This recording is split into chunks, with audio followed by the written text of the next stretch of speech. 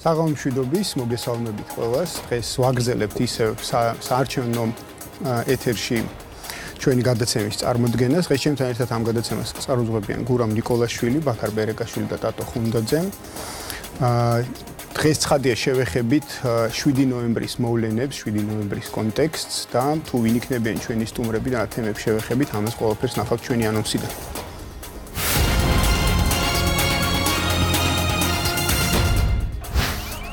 თერთმეტი წელი მოვლენიდან, რომელმაც ქვეყანაში პოლიტიკური რეალობა შეცვალა. როცა ძალადობა იყო, მაშინ არ გავაჭაჭანეთ ჩვენ გულებში და თავში ძალადობა და როცა არ არის და სიმშვიდე ჩამოყალიბდა, ეს ხო გამორიცხული. აი სადიზმი, რომელსაც ემსახურნენ, თუმცა ხალხმა უნდა დაივიწყოს. და არის თქვით რატომ? იმიტომ რომ ჩვენ ამ ხალხს კიდევ უნდა ხელისუფლებაში მოbrunება. არ დაუშვათ ნაციონალური მოძრაობის მოbrunებას. ბიჭებო, თქვენ შემოგევლეთ მე. არჩევნები და პოლიტიკური მეხსიერება, რას ამბობდნენ პოლიტიკოსები მაშინ და რას ამბობენ დღეს. ვინ როგორ აფასებს წარსულის, გაკვეთილებს და ვისთვის რა ფასი აქვს 7 ნოემბერს. ეს იყო ერთადერთი და ადეკვატური პასუხი. ეს იყო უმძიმესი ფატალური შეცდომა. რუსთაველის პროსპექტი გადაკეტილი იყო 3 თვით. იყო აკროლებული. სანაგვეთ ქცეული. ესენი გვარბევენ, ესენი წამლავენ, ესენი ტყუებს გვესვრიან. ქართულმა ხალხმა 11 წლის მერე თქვა, რომ ვაპატიე. არჩევნებიდან არჩევნებამდე რა გზაგასაყარზეა მეორე ტურის წინა მომრჩეველი. ამ შედეგებმა ბევრი გაახარა, ბევრი აღაშფოთა, მაგრამ საქართველოს დააყენა ძალიან მნიშვნელოვანი გზის გასაყართან. საზოგადოების რეაქცია და პოლიტიკოსების პასუხი დღეს 22 საათზე.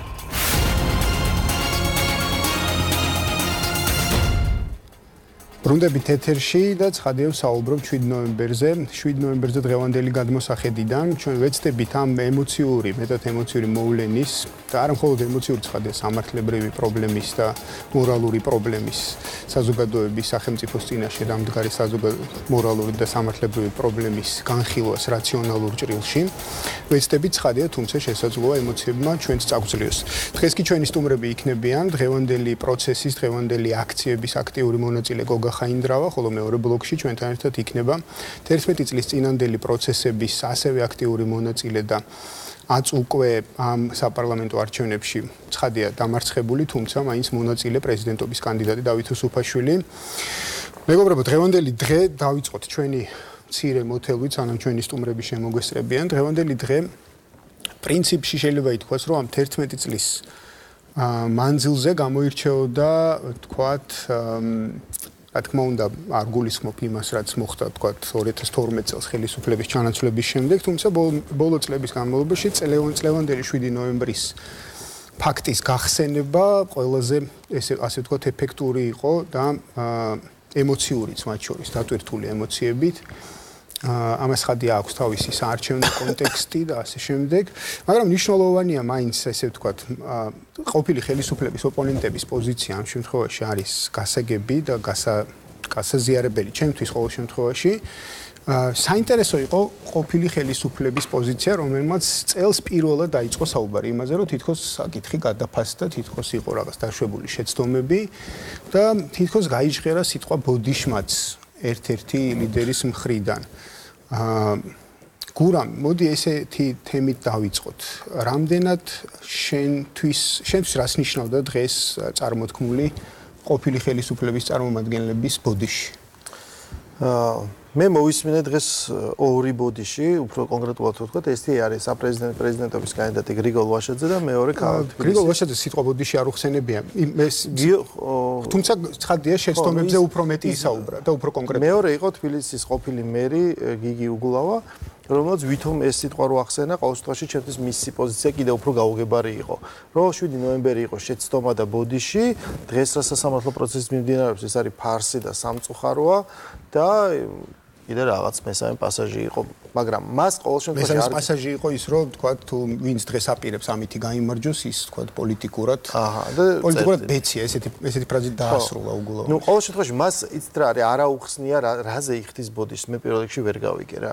იმიტომ რომ 7 ნოემბრის შეფასება ჩვენ გვესმოდა, აი ჩვენ ანონსშიც ვნახეთ პრეზიდენტ სააკაშვილის შეფასება, რომ ეს იყო ერთ-ერთი სწორი და ადეკვატური გადაწყვეტილება, რაც მათ გააკეთეს 7 ნოემბერს. ეს იყო მათი შეფასება. დღეს ბოდიშს რაზე იხდიან, რომ თქვათ ის რომ ესე მოიქცნენ თუ ის რომ შეცდნენ, ის რომ რუსეთის აგენტები ვიღაცას დააბრალენ, ეხლა აღარ არიან.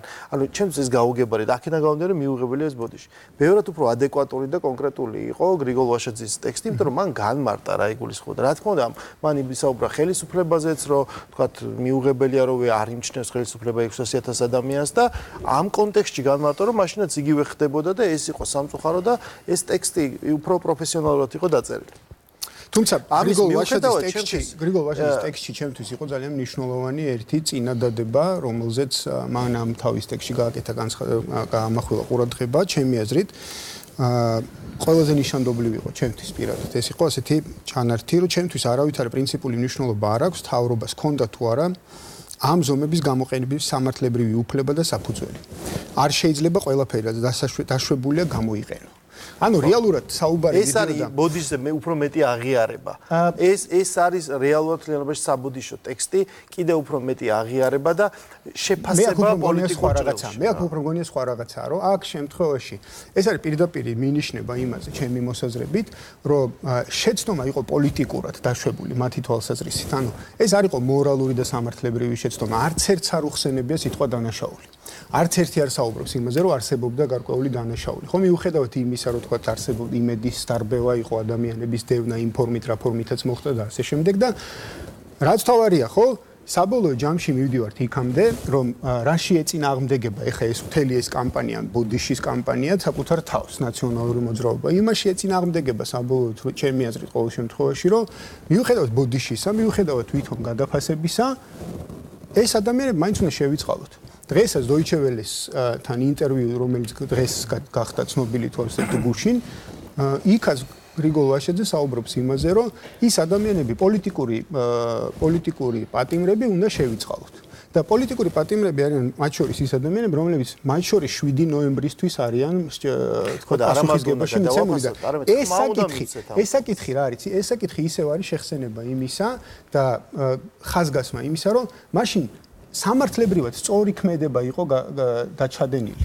სამართლებრივად ეს ყველაფერი სწორი იყო, ლეგიტიმური იყო, ამის ლეგიტიმაცია ხელისუფლებას ჰქონდა. უბრალოდ საბოლოო ჯამში როგორც ჩანს, მაინც ჩემი აზრით, ქვეცნობიერად ისინი შეცდომას უწოდებენ პოლიტიკურ შეცდომას. პოლიტიკურად იყო ეს მათთვის შეცდომა, იმიტომ რომ აქ დაიწყო, აქ გამოჩნდა ნაციონალური მოძრაობის სახე და აქ დაიწყო ნაციონალური მოძრაობის დელეგიტიმაცია ზუსტად. აი, შესაბამისად შეცდომა ეს იყო. პოლიტიკური იყო შეცდომა, ეს არ იყო მორალური შეცდომა. მაგრამ ჩვენ დღევანდელი დღე და ჩვენ სხვა ჭრილში გვაინტერესებს ეს ყველაფერი, ჩვენ გვაინტერესებს იმ ჭრილში, რას ნიშნავს ეს დღეს. დღევანდელ მომენტში, როცა ჩვენ ხვდებით, რომ ეს არის გაგანია საარჩევნო პერიოდი და ამ ხრივ სწორედ ამ კონტექსტში არის 7 ნოემბერი წარმოდგენილი და არცობობ წარსულზე, ხო? ეს იგივეა, როგორც რუსეთთან ომის თემა. წარსული ბაქარ მინდა შენ ჩვენ როცა თემას გავდიოდით, რომ ვამზადებდით დღევანდელ თემას, შენ საუბრობდი წარსულის გადაფასების აუცილებლობაზე და ეს ძალიან მნიშვნელოვანი მომენტია. წარსულის გადაფასება აუცილებელია იმისთვის, რომ წინ გადადგა ნაბიჯი. აი შენ მინდა კითხო, რამდენად შევძელით ამ ხნის გამო 11 წელია უკვე გასული იმ პროცესიდან, რამდენად შევძელით წარსულის გადაფასება დღეს? შეიძლება ითქვას, რომ პრაქტიკულად ვერ შევძელით. პოლიტიკურ ცხოვრებაში რაღაცა რიტორიკულ დონეზე იყო რაღაც მცდელობა, მაგრამ როდესაც საუბრობთ წარსულის გადაფასებაზე, ძალიან მნიშვნელოვანია, რომ პირველ რიგში ეს დაიწყოს კულტურული ცხოვრებიდან და სოციალური ცხოვრებიდან. ანუ ადამიანებმა საზოგადოებამ იცოდეს თუ რასთან ქონდა საქმე. მაგალითად, ერთ-ერთი ყველაზე მნიშვნელოვანი პროცესი წარსულის გადაფასების იყო ერთ-ერთი უნიშნულოვანესი კულტურული პროექტიც კი, შეიძლება ითქვას მეორე მსოფლიო ომის შემდეგ გერმანიაში. ეს არ იყო მხოლოდ რაღაცა პოლიტიკოსებს შორის, ასე ვთქვათ, საუბრის საგანი, ეს იყო ჩვეულებრივ ადამიანებს შორის საუბრის საგანი, თუ რა იყო წარსულში. ცხადი ეს ძალიან მნიშვნელოვანია მომავლის, ასე ვთქვათ, დღის წესრიგის განსაზღვრისთვის, მაგრამ სამწუხაროდ საქართველოს ვერ შეძლო წარსულის გადააზრება იმ წარსულის, რომელიც დაკავშირებული იყო წინა, ჩემი აზრით, მემარჯვენე ავტორიტარული ტიპის რეჟიმთან მიმართებაში. და საბოლოო ჯამში ისე მივდივართ დღევანდელობიდან, აი ამ საზრისის გამოტანის საკითხზე მამარდაშვილი ვახსენეთ, სანამ დავიწყებდით გადაცემას და ერთ-ერთი მნიშვნელოვანი პოსტულატი მამარდაშვილს აქვს ზუსტად საზრისის გამოტანა წარსულიდან, რაც ახლა შენ ამ წუთასაც ისაუბრე. საზრისის გამოტანა შენ გეხმარება იმაში, რომ მომავალში სწორი ნაბიჯი გადადგა. რა გვჭირდება დღეს? რა არის ჩვენი ის, სანამ სტუმართან გადავალთ საუბარზე, ტატო შენც რო შემოგვიერთდე? ძალიან მოკლედ ვიტყვი პრინციპში, იმიტომ რომ როცა არ ვრჩება. პირველი რაც უნდა დაესვას წერტილი, ეს არის გამოძიების საკითხი, რომ საბოლოოდ ასე ვთქვათ, საზოგადოებამ გაიგოს რა იყო, ვინ იყო ამ პროცესებში დამნაშავე და არა მხოლოდ ამ პროცესებში, ანუ 7 ნოემბერი იყო 26 მაისი იყო სხვა მოვლენები, მაგალითად ომთან დაკავშირებითაც არსებობს სერიოზული შეკითხვები, ანუ მოსახლეობის ევაკუაციასთან დაკავშირებით არსებობს სერიოზული შეკითხვები და პრინციპში თუ ამ კითხვებზე არ გაეცემა პასუხი, ჩვენ მუდმივად ვიტრიალებთ ერთ წრეზე, როდესაც რაღაცები შეიცვლება, პოლიტიკური ელიტები შეიცვლება, თუმცა ის მთავარი ფუნდამენტური პრობლემები, რამაც გამოიწვია აი ამგვარი აქტები, ხო? პოლიტიკური შეცდომები, დანაშაული, ამას ასე ვთქვათ, საბოლოო ჯამში წერტილი არ დაესმევა და ვიტრიალებთ მუდმივად ჩაკეტილ წრეზე. ამიტომ ეს საკითხი ერთ-ერთ დღეს სამუდამოდ უნდა ამოიწუროს, რაღაცა უნდა დავამთავროთ, რაღაცა უნდა მოკვდეს, რომ ახალი დაიბადოს. ანუ ეს არის ალბათ მთავარი საკითხი და მთავარი სათქმელი, რაც შეიძლება ჩემი აზრით უთხრათ დღეს საზოგადოებას. მადლობა მეგობრებო, მე მგონი გადავიდეთ ჩვენს შემდგომ ბლოგზე, სადაც ჩვენი სტუმარი იქნება გოგა ხაინდრავა. დაგველოდეთ ჩვენ ზუსტად რამდენიმე წამში ვიქნებით თქვენთან ერთად მცირე ვიდეო კოლაჟის შემდეგ. ჩვენ მაინც და მაინც კარგად ააზრებული არა გვაქვს ბოლომდე, სად ვიყავით და სადა ვართ.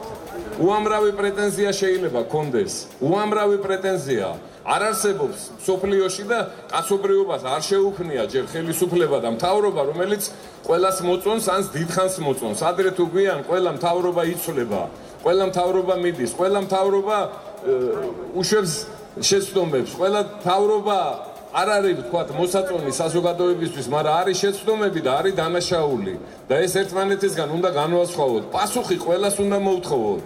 შეცდომისთვისაც და დანაშაულისთვისაც, მაგრამ ხარისხი ამ პასუხის უნდა იყოს სხვადასხვა. ძალიან ხშირად გვეუბნებიან, რომ ჩვენ უნდა დავივიწყოთ თურმე ეს 9 წელიწადი და არ უნდა ვილაპარაკოთ და იმ დასაჭირებულ ხალხს რა უყოთ.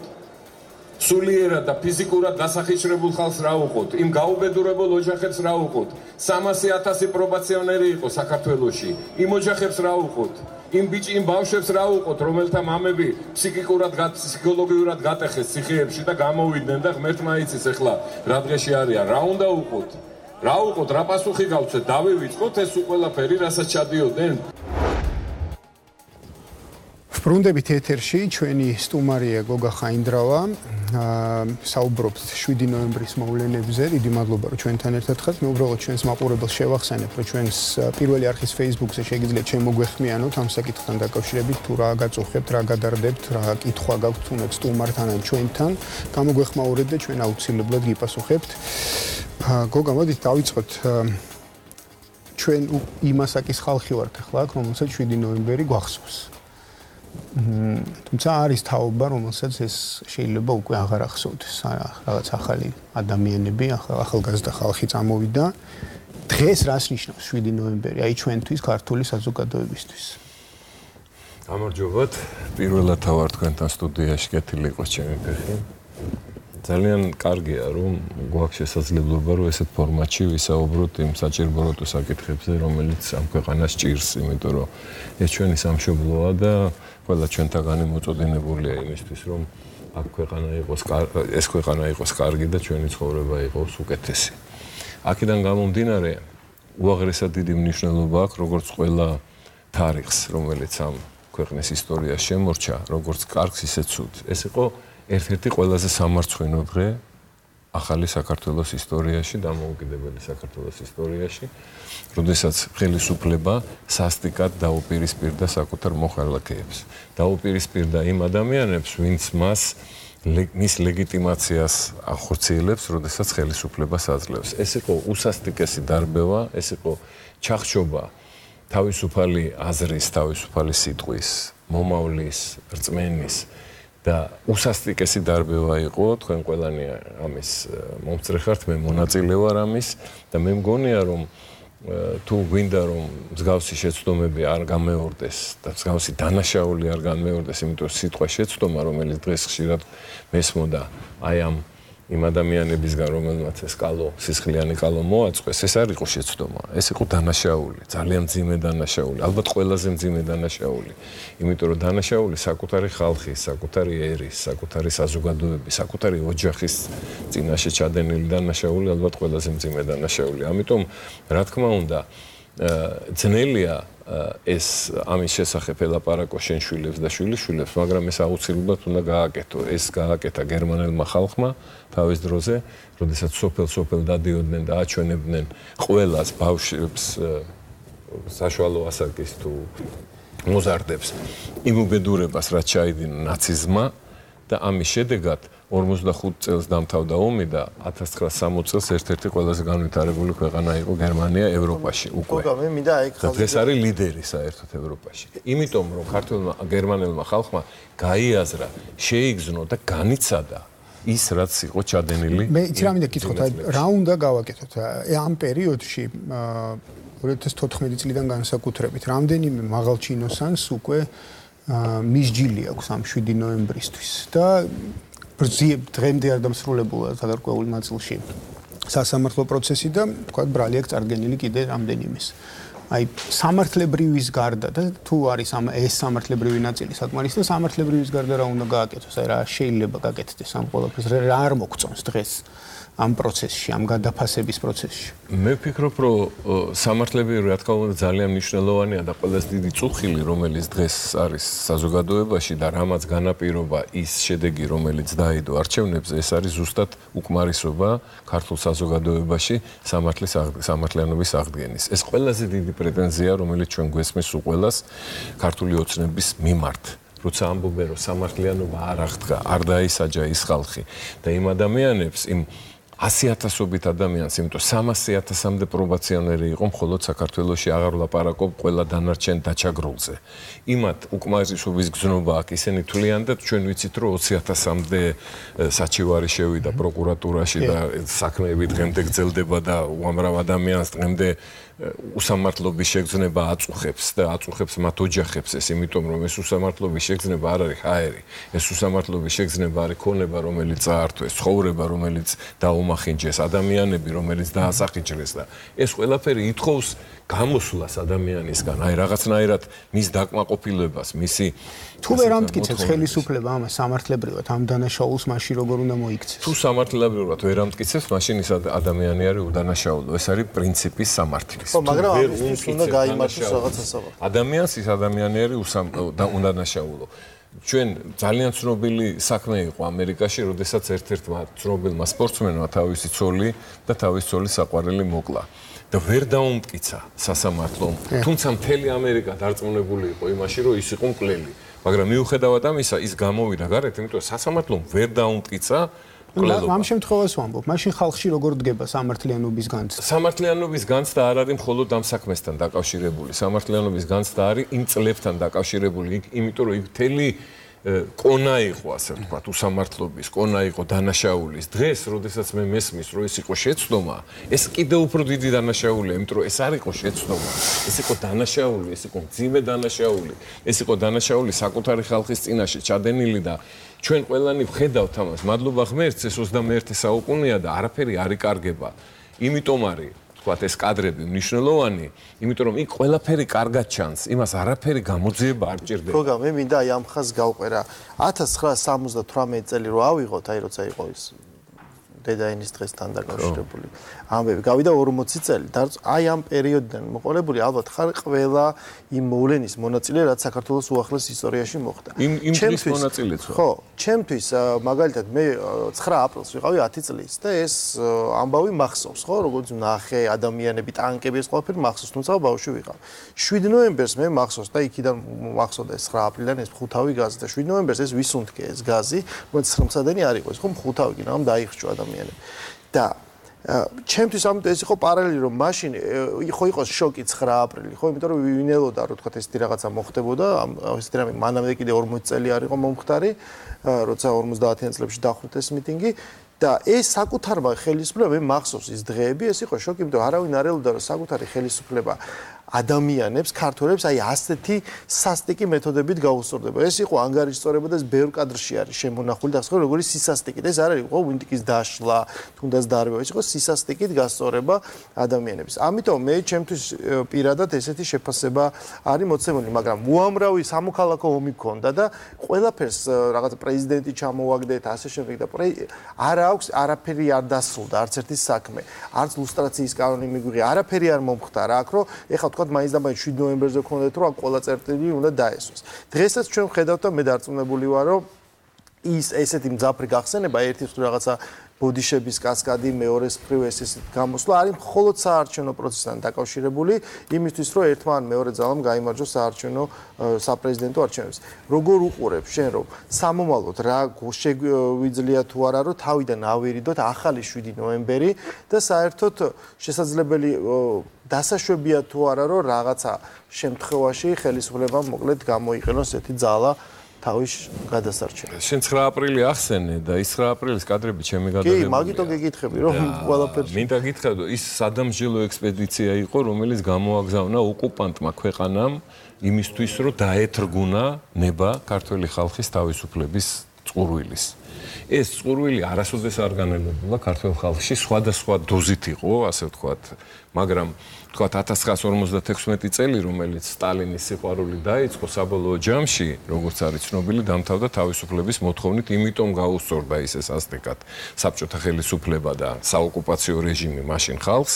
თქვენ იცით, რომ უამრავი ძალიან დიდი სისხლისღრა იყო თბილისში, დამალული იყო ეს ყველაფერი და მე წლების მანძილზე ჩვენი მამებიც კი არ გველოდებოდნენ სიმართლეს იმასთან დაკავშირებით.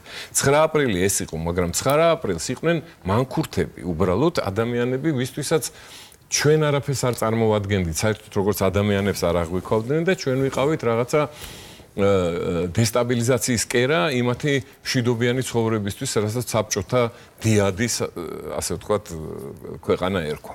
ამიტომ მათგან ეს სისასტიკე და მათგან ის ასე ძალისხმევა ჩვენი დათრგუნვის გასაკვირი არ იყო, ეს არ იყო მოულოდნელი, ჩვენ ამას ველოდებოდით, ჩვენ ვიცოდით, რომ ეს ესე იქნება, მეცაც გეტყვით, ვაფრთხილებდით წინა დღეებში, სადაც შეგვეძლო და მე არასოდეს არ დამავიწყდება 8 აპრილის დღეს პატიაშვილის სახლთან ჩატარებული დედების მიტინგი. იმათმა პირველებმა იგრძნეს საფრთხე და საშიშროება და გამოვიდნენ და პატიაშვილის სახლთან ეს მიტინგი გადაღებული მაქვს თლიანად და აეხლა რო ლაპარაკობ, ეხლა ცრემლი მადგება. იმის ნახვა შეუძლებელია აღელვების გარეშე. იმდენად შეიგრძნეს, მაგრამ მაშინ გასაგები იყო.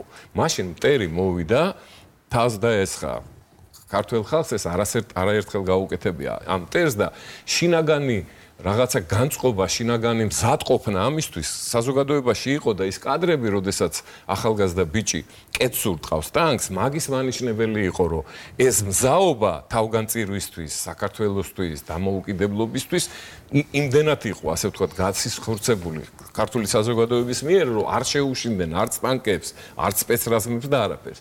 ის რაც სააკაშვილის რეჟიმმა ჩაიდინა, ეს იყო ზურგში დანის ჩარტყმა საკუთარი საზოგადოებისადმი. იმიტომ რომ შენ კარგი სიტყვა ახსენ ანგარიშწორება და რატო გისწორებდნენ ანგარიშს? რა ჩავიდინეთ ისეთი? ის მე მინდა გაგახსენოთ ის პერიოდი მიუხედავად იმისა, რომ გაუთავებელი საპროტესტო აქციები იყო, ერთი შუშა არ გატეხილათ. ერთი უკანონო ქმედება არ ჩაუდენია მაშინ ქართულ საზოგადოებას. ერთი უკანონობა. და მიუხედავად ამისა, ეს არ იყო ანგარიშწორება. ეს იყო სადამსჯელო ოპერაცია. ეს იყო დაჟა ქართული საზოგადოების მხოლოდ იმიტომ, რომ ქართულმა საზოგადოება გაბედა სიმართლის თქმა. ესენი იყვნენ რევოლუციით მოსული მთავრობა. იქნება თქონდათ შიში, როგორც ყველა რევოლუციურ მთავრობას, რომ ეს იყო კონტრრევოლუცია. ისინი კარგავდნენ ყველაფერს, თუმცა ეს რა თქმა უნდა შეიფუთა ქვეყნის გადარჩენით, იმიტომ რომ ეს თარგამაძის და ბუკერიას ვერსია არანაირი კონტრრევოლუცია, საზოგადოება ხალხი კონტრრევოლუციას არ ახდენს. გოგა, ჩვენ ხედავთ, რომ ხელისუფლებები ხშირად და ეს გამოჩნდა ის სხვადასხვა ომის თემებზე საუბრისას. ხელისუფლებები იძახიან, რომ რახან ჩვენ ვართ ხელისუფლება, ჩვენ ვართ, ანუ მათ აქვთ უფლება, რომ ილაპარაკონ ქვეყნის სახელით. შესაბამისად, განმარტებას მიმდინარე მოვლენებისას, ხო ისინი აკეთებენ.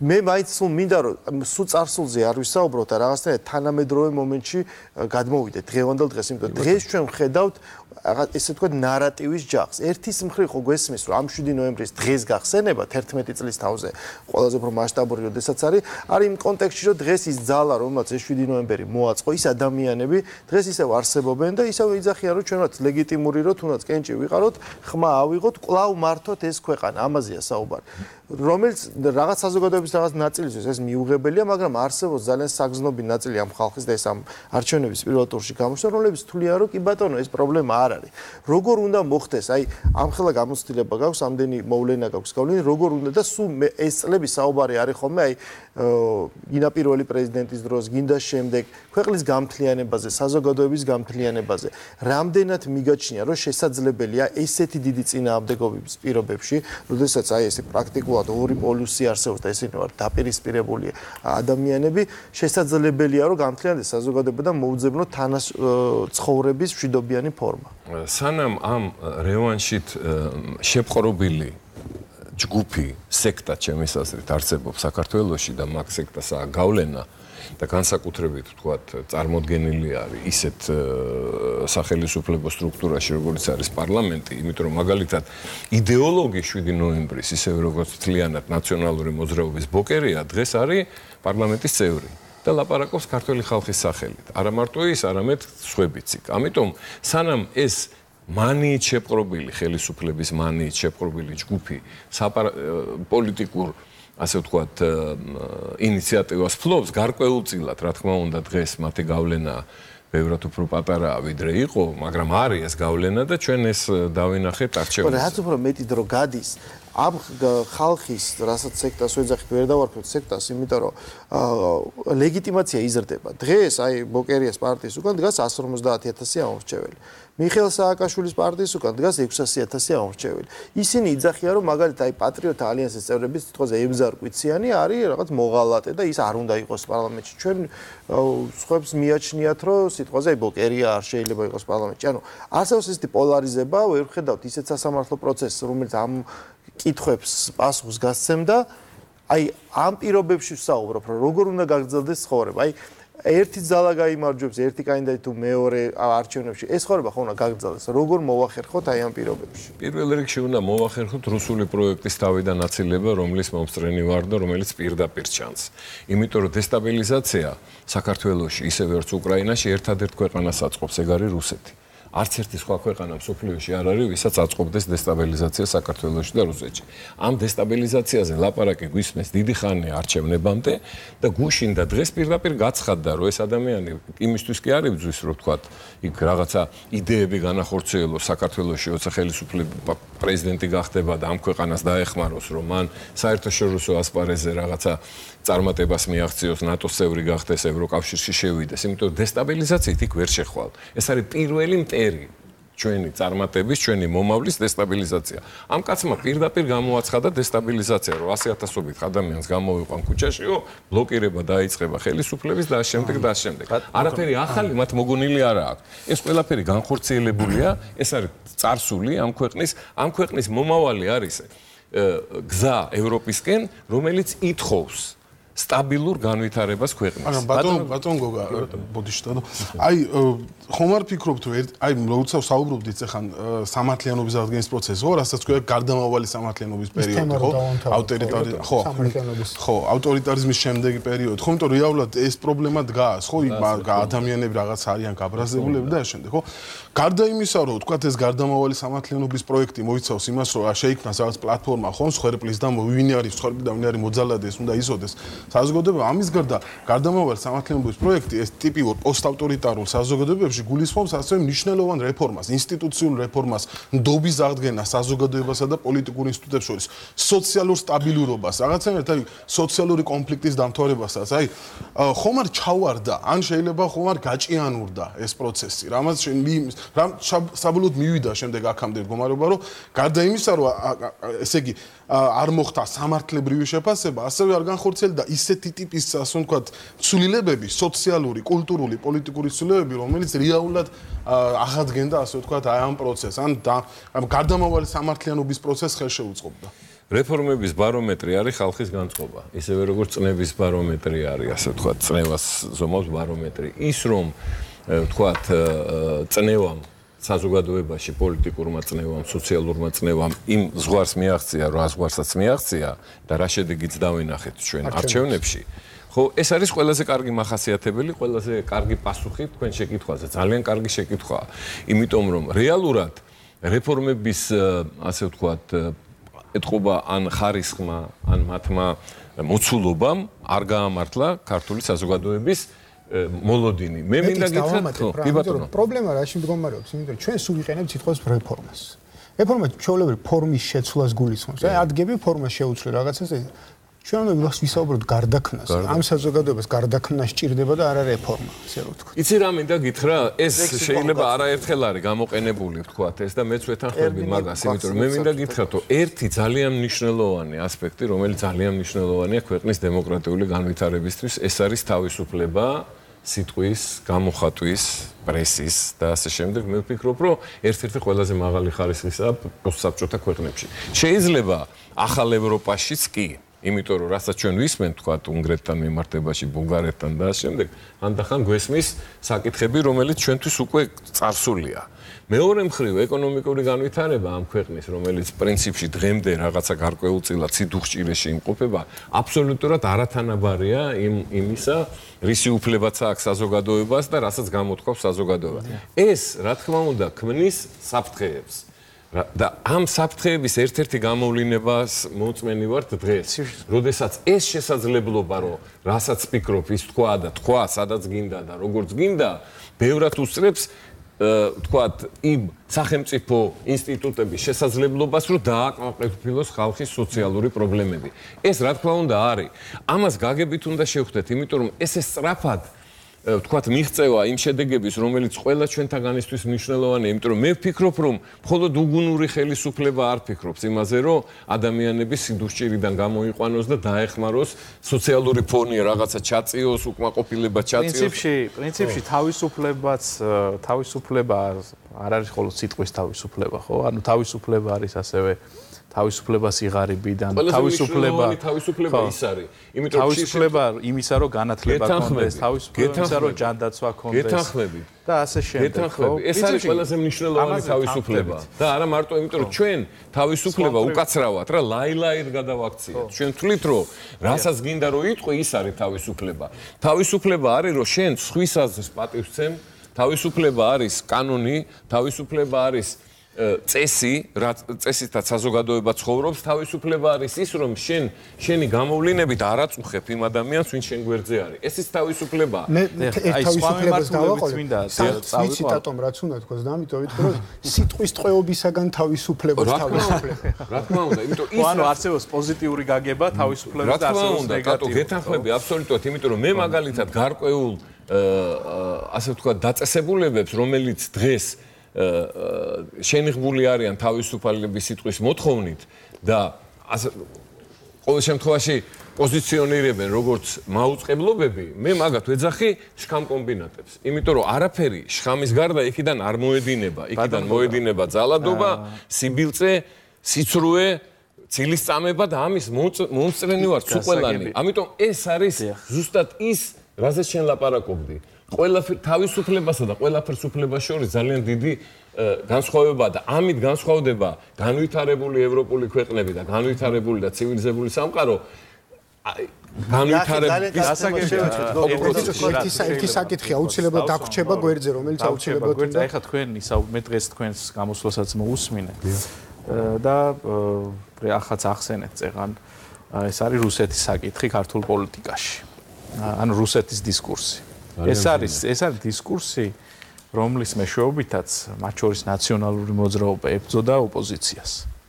და პირველი ტელეკადრი, რომელიც მე მახსოვს, აი ბავშვობიდან იყო კადრი, სადაც ადამიანი არ მახსოვს, ვინ ლაპარაკობდა ამას, ადამიანი, რომელიც პოლიტიკოსი, რომელიც სხვა პოლიტიკოს აბრალებდა, რომ აი თქვენ ახართ ცუკის აგენტი და იმის მერე ფაქტიურად სულ ამ დისკურსში ვტრიალებთ, რომ ერთი პოლიტიკური პარტია აბრალებს მეორე პოლიტიკურ პარტიას, რომ შენ ახარ მოღალატე და ამის იქით, ასე თქვათ, არ მივდივართ.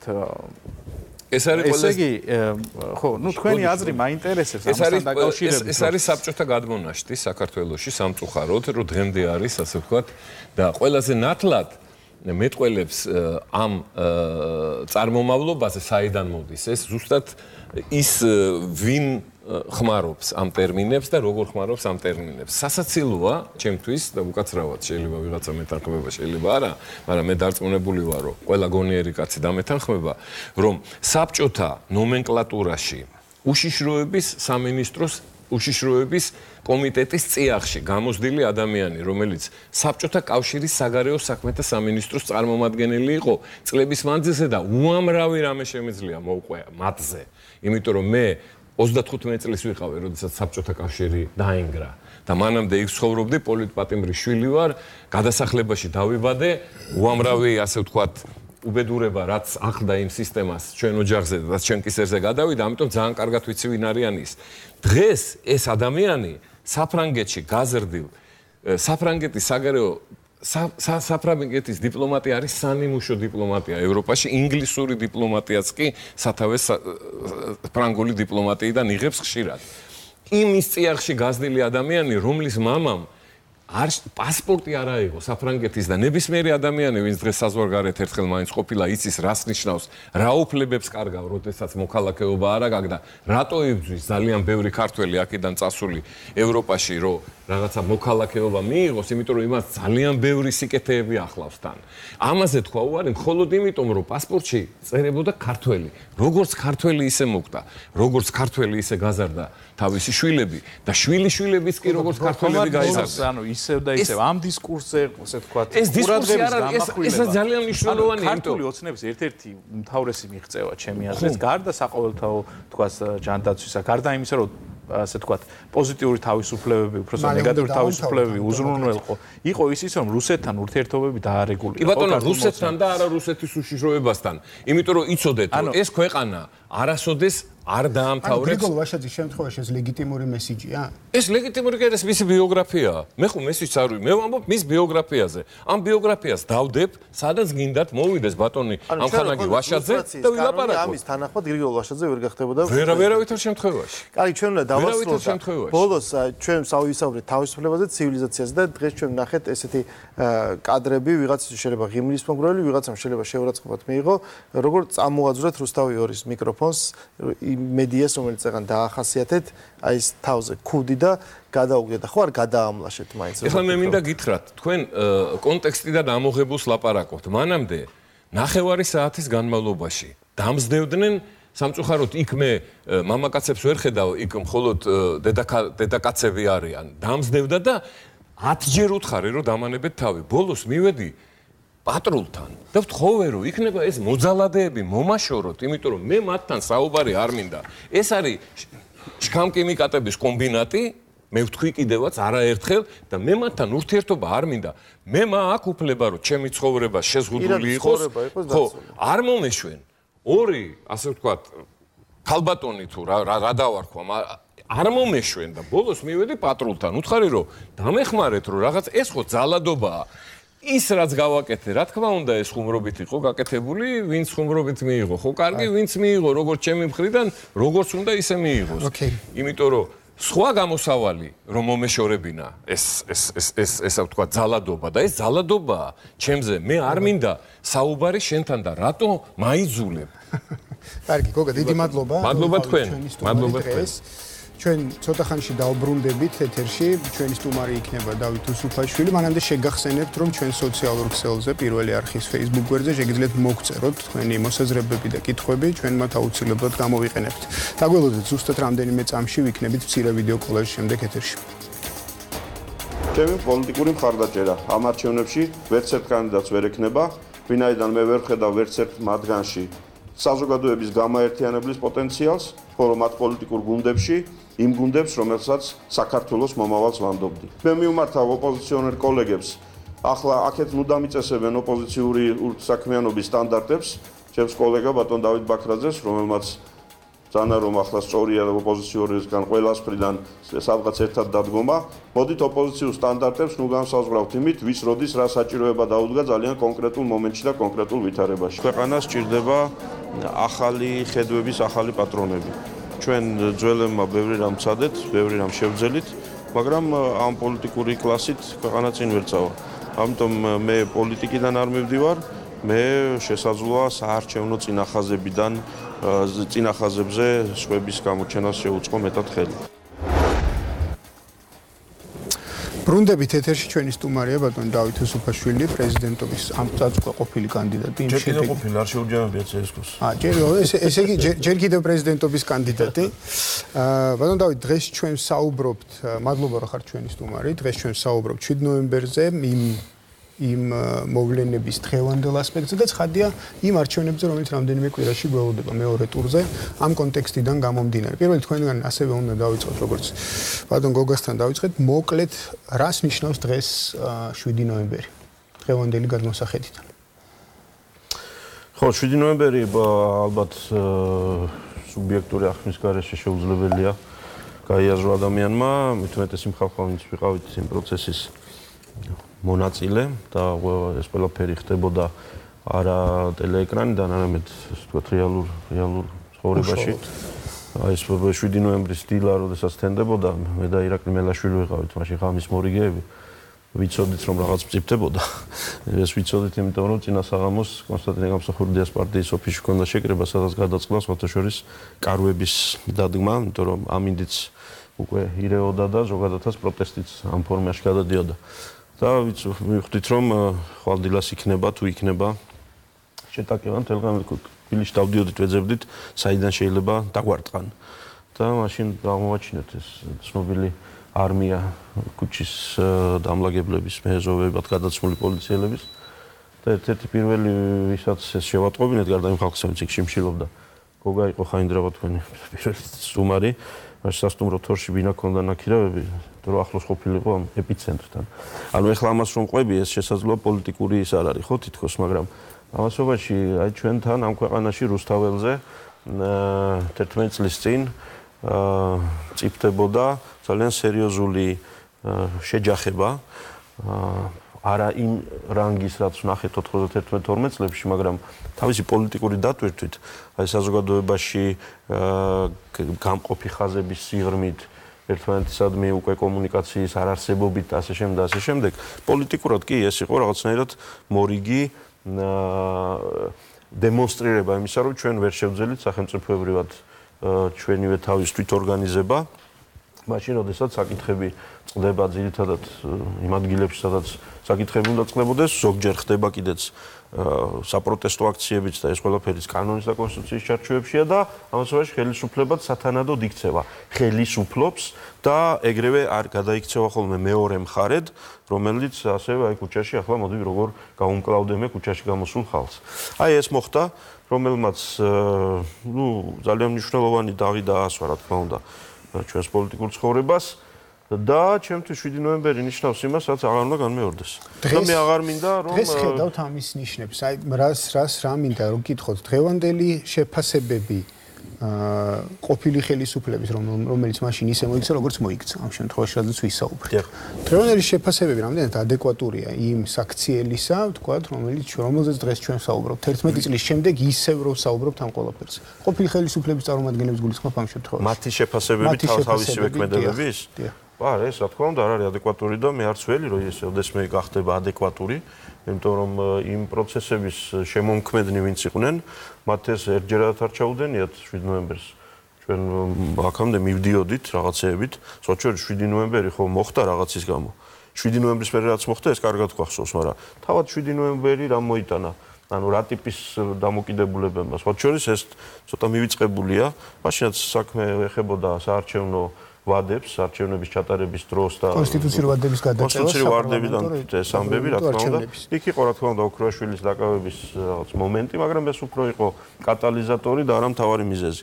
და 2007 წლის ნოემბრისთვის, როდესაც ეს აქციები დაიგეგმა, მანამდე უკვე იყო გაფორმებული ეს ვითარება სამწუხარო, რომ ხელისუფლებამ აიღო რა ხელში ყველაფერი, ყველა დანარჩენი ჩათვალა ზედმეტად, არასაჭიროდ, მტრად დანიშნა მაშინაც და არის პარალელები, არა პირდაპირ რა თქმა უნდა, რომ არის მტერი, ბადრი პატარკაცშვილი გამოცხადდა, ესე იგი იმ მტრად, რომელიც ქვეყანას ემუქრება რაღაც ძალიან ცუდით, პატარკაცშვილის სახელი მოეწება ყველას, მე ეს რუსეთთან შრუებით შეერთებული ხალხი და ასე შემდეგ და ასე შემდეგ. პარალელები ძალიან ბევრია ხელისუფლების ქმედებებს შემოხედავთ ხოლმე. ამიტომ ადეკვატური არის, რა თქმა უნდა არ არის, მაგრამ მე უფრო ის მინდა რომ სხვებმა გავითვალისწინოთ ეს გაკვეთილები და ადეკვატურად მოვიქცეთ სხვა ხელისუფლებებმა, დღევანდელმა და ხვალინდელმა, ამ დონის ასე ვთქვათ ზედმეტობის განცდა არ გაუჩინოთ ქვეყანაში ყველას. ამ დონის დაპირისპირება და ის ტერმინოლოგია ღალატი, მოღალატე, სამოქალაქო ომი იქნება თუ ასე იქნება, ისე იქნება. აი ეს არის უფრო სერიოზულად დამაფიქრებელი. გვინდა რომ უფრო თანამედროვეობას დაუბრუნდეთ, სულ ისტორიულ ჭრილში არ დავჩეთ, მაგრამ ფიქრობ რომ 7 ნოემბერს იმ ამბით რაც მოხდა, პრაქტიკულად ეს იყო ნაციონალური მოძრაობის მმართველობის დასასრულის დასაწყისი. ალბათ ამას ეთანხმებით, იმიტომ რომ მაშინ დაიწყო, ამას მოყვა ავადამდელი არჩევნები, მაგრამ მაშინდელი ხელისუფლება უკვე იყო რეალურად ხალხის თვალში ჩემპიონი დელეგიტიმირებული. 2012 წელს, როდესაც 2011 წელს უბრალოდ გამოჩნდა ბიძინა ივანიშვილი და გაჩნდა ოპოზიციური კოალიცია, მანამდე ოპოზიციას უიშლებოდა და ბოლოს ის 6-იანიც დაიშალა.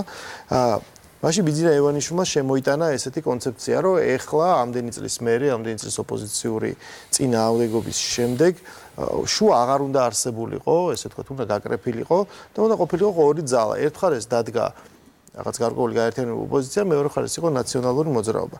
ჩვენ დღეს, თქვენ მაშინ იყავით კოალიციაში. ჩვენ დღეს ვხედავთ გარკვეულწილად შეიძლება უფრო სხვა მასშტაბით და უფრო რაღაცა მცირე ფორმებით, მაგრამ თითქოს იგივე ტიპის ქმედებებს. როდესაც ნაციონალური მოძრაობა უკვე ამ შემთხვევაში ნაციონალური მოძრაობა ცდილობს ერთგვარი კოალიციის ფორმირებას, უწოდებს თავის თავს გაერთიანებულ ოპოზიციას, მიდიანიქ სუბიექტები, სხვადასხვა ძალები მას უჭერენ მხარს.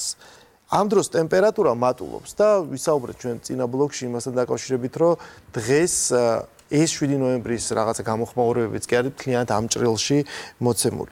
ამ შემთხვევაში თქვენი პოზიცია არის ზუსტად თითქოს მეჩვენება რომ შუაში მდგომი, რომ ეს ორივე არჩევანი თქვენ ამბობთ, რომ ჩემთვის არის მიუღებელი და მე მირჩევნია მონაწილეობა აქ არ მივიღო, მომზადო შემდეგი არჩევნებისთვის, ამის შემდეგ პროცესები წავა. მაგრამ ყველა სხვა პარტიები თითქოს ცდილობენ აქეთ-იქით გადაჯგუფებას. თქვენ იყავით რესპუბლიკურ პარტიაში, რესპუბლიკურ პარტიამ მხარი დაუჭირა გრიგოლ ვაშაძეს, გადავიდა იმ მხარეს და რესპუბლიკური პარტია პრაქტიკულად სხერპლი იყო იმ დღეების, რასაც 7 ნოემბერი ეწოდება. როგორ მიგაჩნიათ, რომ რამდენად არის თქვენი ყოფილი პარტიის არჩევანი, ან ეხაც რო იქ ყოფილიყავით სწორი ერთის მხრივ და მეორეს მხრივ ხომ არ იქნება საჭიროება რომ გადახედოთ თქვენ პოზიციას, შეიძლება თუ არა მოცემულობა შეიცვალოს მეორე ტურის დღემდე. ძალიან საინტერესო თემებს შეეხეთ და უნდა მომეცით რომ მაშინ ძალიან მცირედ ამას შევეხმიანო და მხოლოდ ბოლო კითხვა არ იყოს, რომ ესე იგი რა ვფიქრობ ჩვენ ყოფილ პარტიაზე. ჩვენ ყოფილ პარტიაზე აქვე გეტყვით ფიქრობ იმას რომ 2 წელია ჩვენ არ ვაგებთ პასუხს ერთმანეთის ქმედებებზე და ერთმანეთის პოზიციებზე და მინდა გითხრათ რომ გვაქვს ესე იგი პრინციპში პოზიტიური აღმოჩნდა თქვენთვის გვაქვს ოხრე იმითი რომ ერთმანეთზე პასუხს არ ვაგებთ და დაწუნებული რომ ისინიც გვაყოფილება თქვენი რეიტინგი თუ შეიძლება ასე ითქვას გაიზარდა მას შემდეგ რაც რესპუბლიკურ პარტიას გამოეხლა არ ვიცი ნახოთ მაგრამ მე ამ პარტიასთან ესე იგი რაც მაკავშირებს გამქვეყნისთვის ბრძოლა და შრომა და მე ვისურვებდი რომ ესე იგი ბევრი რამ რასაც ვცდილობდით გამოსულიყო, მაგრამ ხდება ასეთი ამბები. ასე რა თქმა უნდა არ ვიზიარებ, მაგრამ ამასობაში ვიცი რომ ხდება ასეთი ამბები. მეორე, იყო თუ არა დასასრულის დასაწყისი 7 ნოემბერი. რაღაც ძალიან დიდი დასასრული გამოვიდა იმის მერე. და თუ არა ივანიშვილის გამოჩენა, ეს დასასრული შეიძლება ახლაც ყოფილიყავით და გველაპარაკა რომ კი დაიწყო დასასრული, მაგრამ ეს დასასრული 10 და 15 წელი გრძელდება. სამწუხაროდ ესე მარტივად არ იყო რომ ის იყო დასასრულის დასაწყისი. ამასობაში ბევრი ადამიანისთვის ის იყო რაღაცა აი ამის მერე ხო როგორღა შეიძლება მოთმენა ამ ხელისუფლების ამ დასკვნამდე მისვლის. ეხლა მე პირადად 2004 წლის ივნისში მივედი ამ დასკვნამდე. აჭარის უმაღლესი საბჭოს არჩევნები რო გააყალბეს ისევე როგორც და იქცეოდნენ ისე როგორც ეს გახსოვთ ასლანაბაშზე უკვე წასული იყო. ანუ იქ იყო კონკურენცია უკვე რევოლუციურ ძალებს შორის ასე ვთქვათ. და იქ რა როგორც მოიქცნენ და ყველა გაწიეს გვერდზე რომ არავითარ შემთხვევაში მარტო ჩვენ უნდა ვიყოთ. ჩემთვის დასასრული იქიდან დაიწყო და აი სწორედ რესპუბლიკური პარტია 2004 წლის ივნისიდან ოპოზიციაში წავიდა და დატოვა უმრავლესობა კოალიცია და ამ შემდეგ. ახლა ვიცი ბიძინა ივანიშვილთან ბევრჯერ გვისაუბრია ამაზე, მისთვის 7 ნოემბერიც არ აღმოჩნდა ის ბოლო წვეთი. მისთვის აღმოჩნდა 2008 წლის მოვლენები ბოლო წვეთი, როცა ჩათვალა, რომ დასასრული იწყებაო. ვიღაცისთვის 2012 წელი აღმოჩნდა. ანუ აქ ცოტა რთულია ესე დიაგნოზის დასმა, თუმცა ნახეთ, რომ იმ ხელისუფლებას აღმოაჩნდა რაღაცა მოქნილობის და ეს არის სააკაშვილის ესე იგი სუპერპოლიტიკური ცხოველობის თემა. ეხლა არ გვაქვს ამდენი დრო რომ ვისაუბროთ, თორე აი ამ საპრეზიდენტო არჩევნების წინ ვადამდელი დანიშნული საპრეზიდენტო არჩევნების ის როგორ იქცეოდა, რა თემებზე მოდიოდა შეთანხმებებზე, მე ცნობილი ამბები რომ ფარდის უკან ვინმე იდგა თუ არ იდგა გახსოვთ ეს მოლაპარაკებების დროს მოხდა ასე რომ მე ფარდის უკან არა, მაგრამ სცენაზე ყოველთვის ვიყავი და ვიცი რა ხდებოდა და ეს შესაძლოა სათანადოდ არ არის გაანალიზებული. მოკლედ ბევრი ამბებია იქ. ეხლა რაც შეეხება დღევანდელ ვითარებას და დღევანდელ პოზიციონირებას. პირველ რიგში ივანიშვილმა როდესაც თქვა შუა უნდა გაიკრიფოს, მაშინ მას ჰქონდა ასეთი კონცეფცია. ის შუას უწოდებდა იმ ხალხს, ვინც სიტყვით უპირისპირდება სააკაშვილის რეჟიმს და საქმით მის სამსახურშია.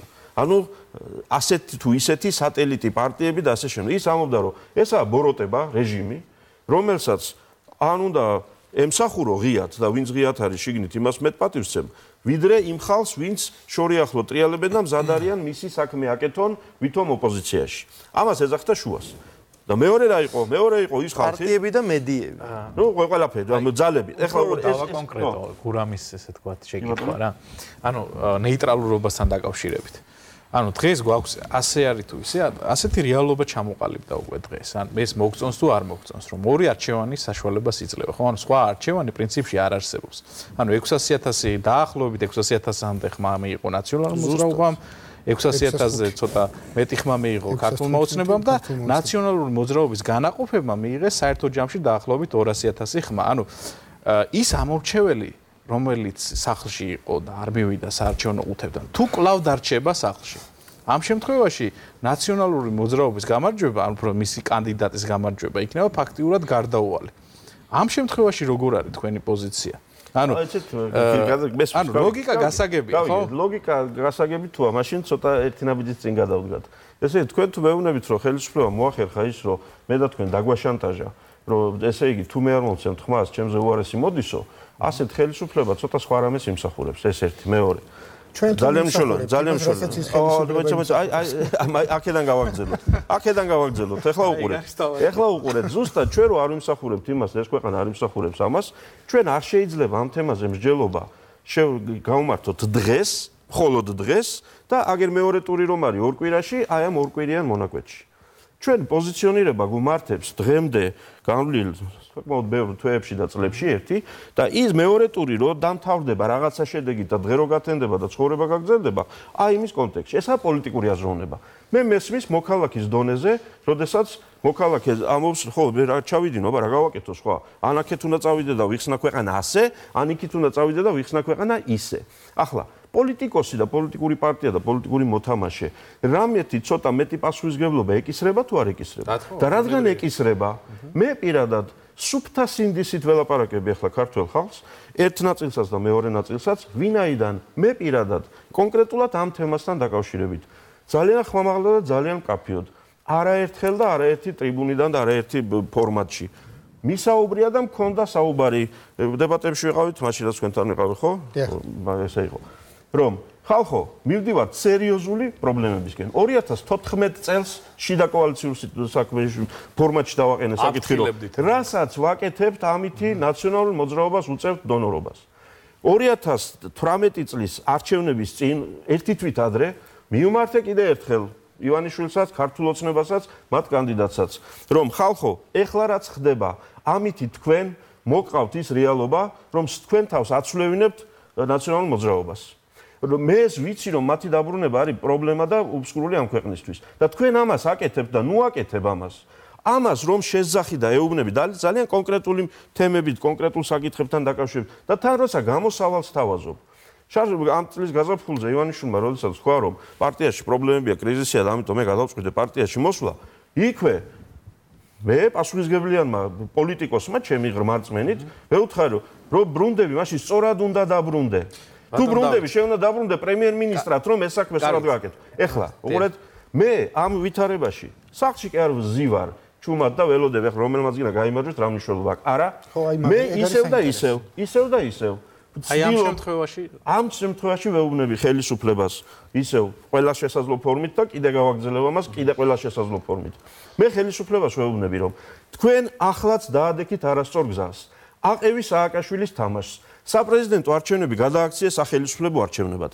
შენ თავად ლაპარაკობ იმას, რომ ეს არჩევნები თუ წააგე, ესე იგი ხელისუფლებას კარგავ, ესე იგი იწყება აპოკალიფსი. შენ თვითონ გაუშვი ხელი ქვეყნის მართვას და შენ თვითონ შენს მოქალაქეებს არ ეუბნები, რომ რასაც ეუბნებოდი თან სამი თვის წინ თვითონვე, რომ პრეზიდენტი შეიძლება ოპოზიციას მიმწეო, შეიძლება დამოუკიდებელი იყოს ვიღაცაო.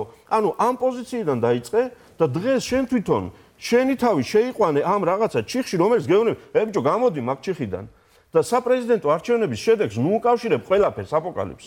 ამ გადმოსახედიდან შეეცადე გამარჯვება. ცხადია, რომ თუ პრეზიდენტი გახდება ნაციონალური მოძრაობის ამ გრიგოლ ვაშაძე, ამ შემთხვევაში ეს იქნება საკმაოდ დიდი სტიმული იმისთვის, რომ ნაციონალური მოძრაობა შემდეგ მოვიდეს ხელისუფლებაში. ამიტომ მე არ უჭერ ხარს, რომ ვაშაძე გახდეს პრეზიდენტი. მე ამას ხარს უჭერ, არ უჭერ. მაგრამ მე ვეუბნები ხელისუფლებას, რომ შენ ჩადიხარ ძალიან დიდ შეცდომას, როცა ამ არჩევნებში აყევი კიდევ მეორე სააკაშვილის თამაშს, შენს ის რასაც ამდენი ხანი ცდილობდა. შენც იქით გაყევი მას და ეუბნები, რომ ხო ამ არჩევნების შედეგით, ესე იგი, ან ის მოდის ხელისუფლებაში, ან მე ვრჩები ხელისუფლებაში. და შენ არ ლაპარაკობ იმას, რომ შენ ხარ ხელისუფლებაში. სხვანაირად რომ თქვა, თქვენ არ უყურებთ, რომ დღეს რეალურად სიტუაცია არის აპოკალიფტური და ნებისმიერ კანდიდატმა რომ მოიგოს, ეს ნიშნავს, რომ რაღაცა ქვეყანა უნდა აირიოს.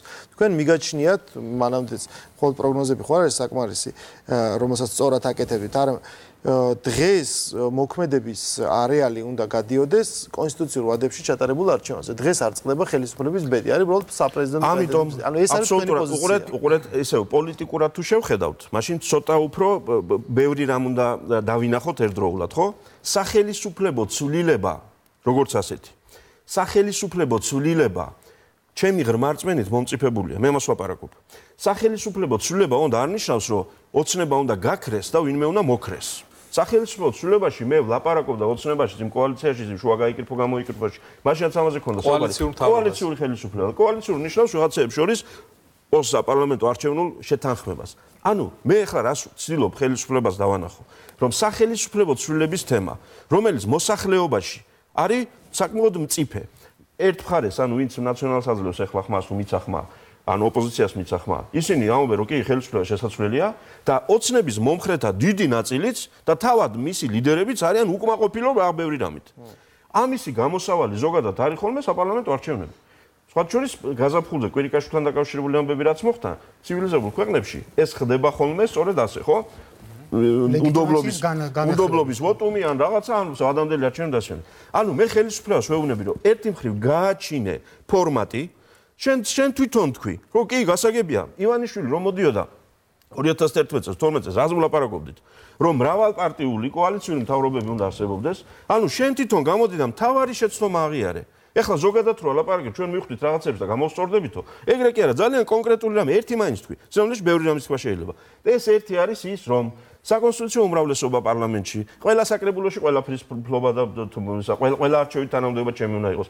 გავიგეთ ამან ამოწურა თავისი თავი. ფაქტია, ყველა თანხმდება ამაზე აქედანაც იქედანაც.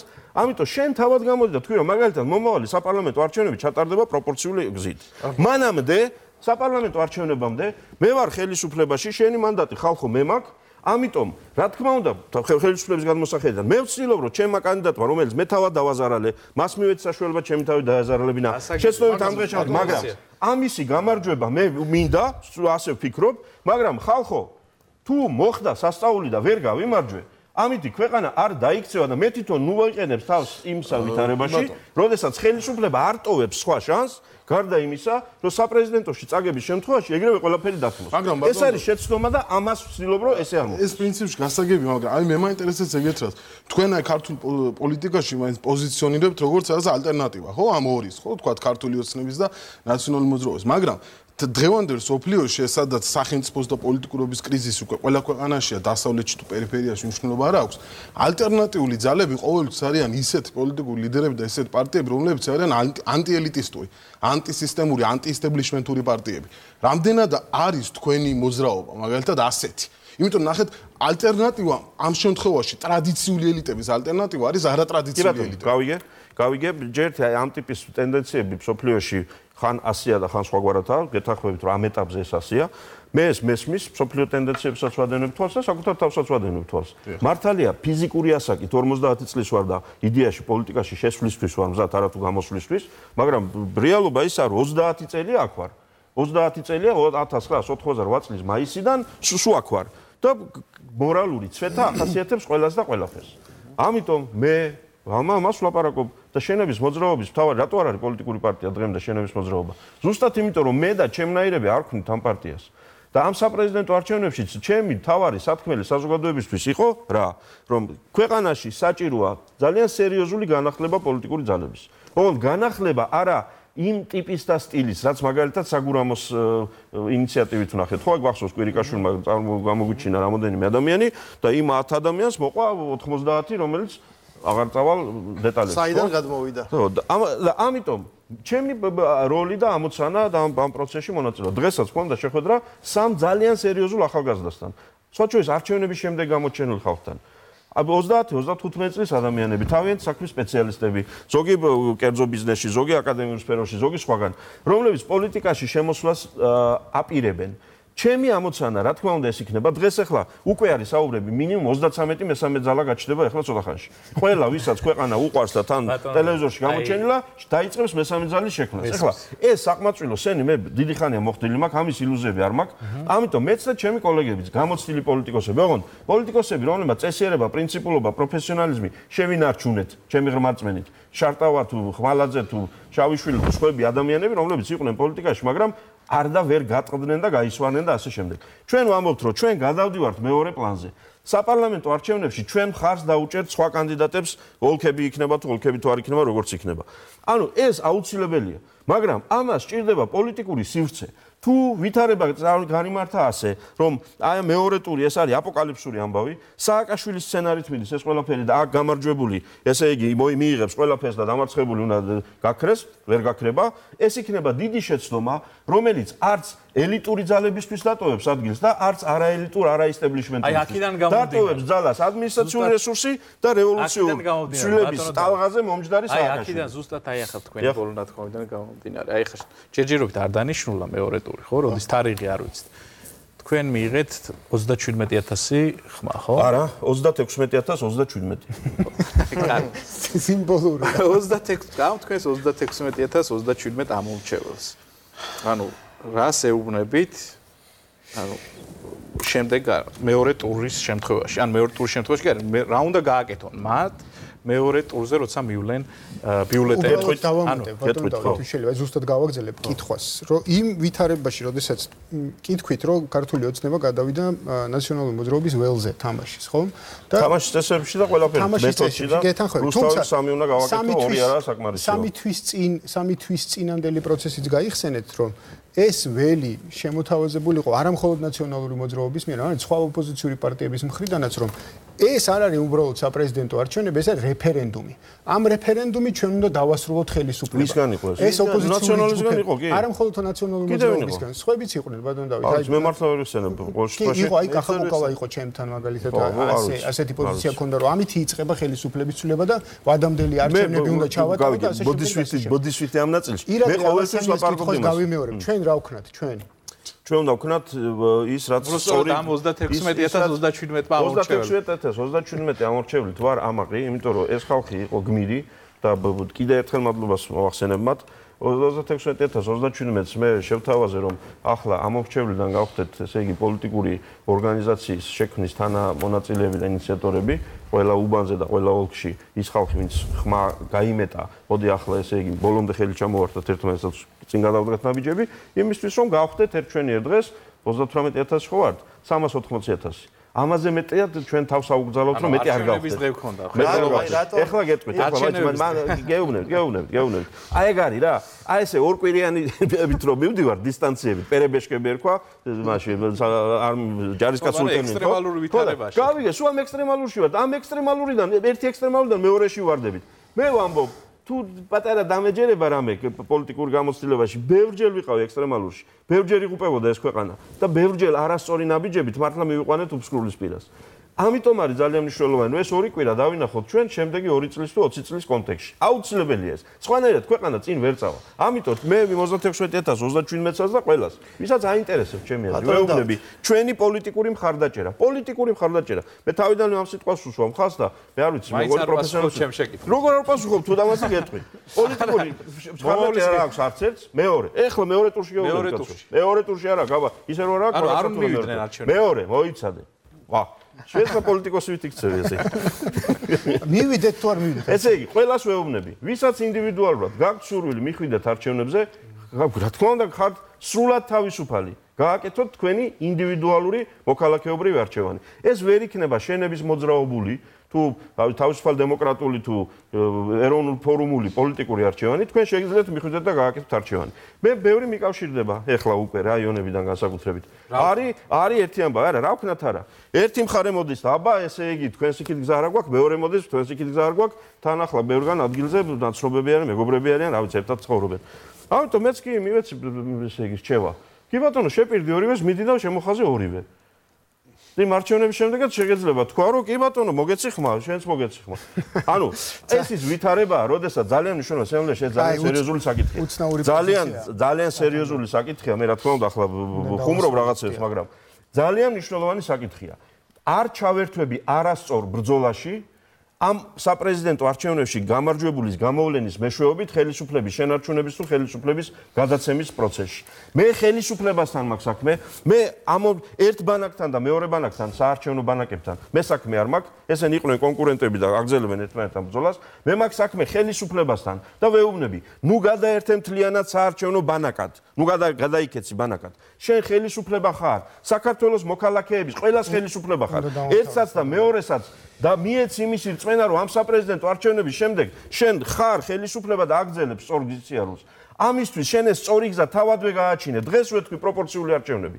არჩევნების შემდეგ ეს გვიან იქნება. თუ ზურაბიშვილის გამარჯვება უზრუნველყოფილი იქნება ნებისმიერი მეთოდით, თუნდაც იმ 38%-ის მიღწევის ყველა მეთოდით, რაც იყო გამოყენებული, ეს იქნება სერიოზული ხიფათის შემცველი მოვლენა. წაგების შემთხვევაშიც, მოგების შემთხვევაშიც. კარგით, ბატონო. ამიტომ ამაზე იფიქრე მეტი, ვიდრე აი ამ აპოკალიფსური სურათის დახატვაზე, რომელიც თან თავად შექმენი. და 5%-ზე კი არ დაიყვანე ნაციონალური მოძრაობა 55-ზე აიყვანე და ახლა მაინც დაიჯერე ესო არასწორად უნდა დავამთავროთ თორე გაგვჭრიან ბატონო ჩვენც გჭრიან ხოლმე კი აუცილებლად დიდი მადლობა რომ იყავი ჩვენი სტუმარი დღეს საუბრობდით 7 ნოემბერზე 7 ნოემბრის კონტექსტზე დღევანდელ დღეს და რა თქმა უნდა იმ არჩევნებთან მიმართებაში 7 ნოემბრის კონტექსტზე რომელი არჩევნების პროცესში დღეს ჩვენ ვარ დიდი მადლობა რომ იყავი ჩვენთან ერთად გამოგვეხმაურეთ კიდევ ერთხელ შეგახსენებთ ჩვენ სოციალურ ქსელზე სხვა გადაცემების დროს ჩვენ ხვალ დავბრუნდებით ეთერში 22 საათზე ვიყურეთ. მადლობა.